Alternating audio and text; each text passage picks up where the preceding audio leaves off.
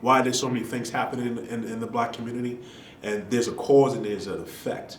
So you have to understand what we're subjugated to and what we're experiencing and who we are as a people, and what we're just human beings. But just because we are in a social, a certain demographic and a certain status in this country, because of our skin color, race, and everything, there's things that go along with that. So understanding that, recognizing it, and calling it what it is, you understand some of the issues that we have psychologically, because there's never been a therapy session for those people who experience chattel slavery in America, going through segregation, going through Jim Crow, and going through police brutality, or all the other traumas that we see in our society and community.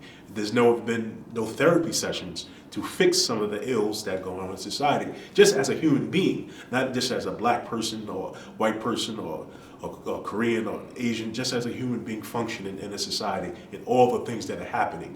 There's things that, as a human being, that needs to be fixed and correct, because shouldn't happen as a normal human being. So, especially in the black community and people of African descent, there's a certain type of institutional trauma that we all experience, and it needs to definitely be addressed. I think this is making me think about normal, right? It makes me think about that for several reasons. Like, you mentioned that what happens in the house stays in the house, right? That kind of reminds me of the no snitching thing, right? No snitching. But do we ever think about what that term means? Because sometimes the term could seem very vague, what happens in the house. But what are the effects? So let me point one out. What happens in the house stays in the house. The way that translates to me is it allows a perpetrator to continue to do what they're doing, because you're never going to tell, right? So just like you said, the person who murdered a whole bunch of people could be a sociopath, could be something, could be mentally ill, could be all these things. But as long as nobody says anything, the person is still out there killing. Right? So looking at our upbringing, our unique experience in America, I'm a person who studies slavery intensely. I have books that are kind of collectible books, right? And they talk about the psychology in slavery. Like PTSD, you mentioned PTSD. I believe it's kind of passed down. And it's through practice, it's through words, and sometimes it's unspoken. And the reason why I say that is people look at black people and they say, what's wrong with them, right? Outsiders I'm talking about, even some of us inside. What's wrong with black people? But if you understand, we use this term slavery, right? And it sounds like a simple word. But it's extremely complex, because when you study what the goal of slavery is, people say, oh, they just wanted to get free labor, blah, blah, blah. No, actually, the goal was you buy a batch of slaves, you work them till they drop dead, and then you buy another batch. That was the British model.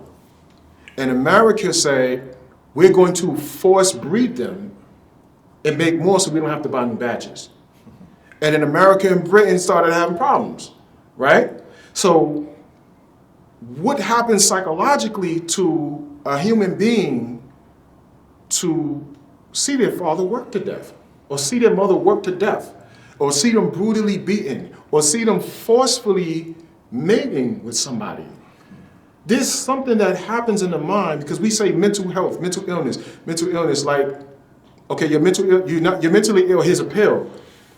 That didn't come about because you took a drug. That came about because something happened to you. Right, it's just trying to fix a problem and the issue. I mean, and this is documented. You can go downtown to Center Street. What is this? The African burial ground, where you saw remains of people of African descent that were buried, and their ligaments and their bones have indication that they were worked to death. So I mean, how do you heal from those types of traumas? How do you heal from those types of understanding that this would happen to a human being? And what's the protocol? What's the legwork? What's if you was a psychologist or a psychiatrist, what is the prescription to fix this issue, this problem, this symptom? So, and African Americans have never been to a big therapist or a big place to heal from these traumas, these things that happen to our families, to our grandmothers, our great grandmothers, our great grandfathers. This happened in human history, and how do we heal from it? So this is some of the things with mental health issues, and those people who perpetuated those kind of things, and their cognitive dissonance of what had happened, and how do we heal from that? So we are traumatized people, but we are also resilient people because we healed from it. But we shouldn't have to do this all by ourselves.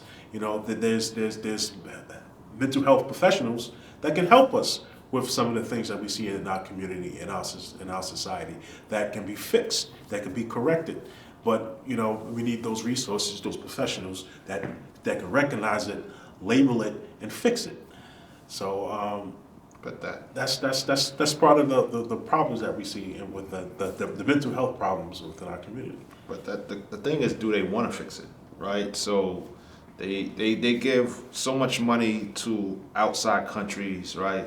And the damages is right here, right, in their own household. So it's HR 40. So how can we, so to me it's almost like design trauma after a while. So after a while it's designed because you know the damage you have done. It's going to pass down from generation to generation, and it's no help in sight, right? So, and collectively as people, we are trying to address it. We are talking about it. We're reaching out for help.